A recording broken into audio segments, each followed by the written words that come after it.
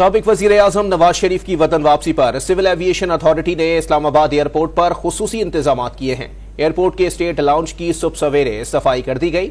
जराये के मुताबिक Nawaz Sharif state lounge में ही कुछ देर आराम करेंगे। इस पर मजीद तफसीलात जान लेते हैं। डॉन न्यूज के नुमाइंदे ताहिर नसीर हमारे साथ मौजूद हैं। जी ताहिर, बताइएगा कि नवाज शरीफ एयरपोर्ट पर भी खिताब करेंगे?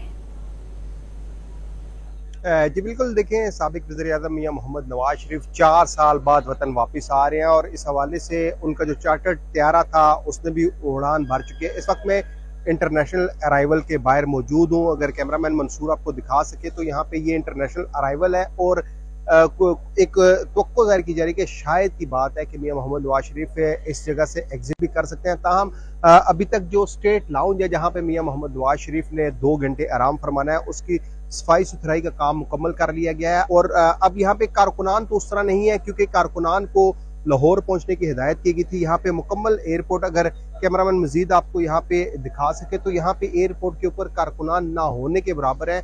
कोई कारकुन इस वक्त एयरपोर्ट पर मौजूद नहीं है और 2:30 पौने 3 बजे या 3 बजे का टाइम बताया जा रहा है कि लाहौर वो पहुंच कर वहां पे फिर शाम को मीनार पाकिस्तान पर नून लीगी कारकुनान से खिताब करेंगे। जी।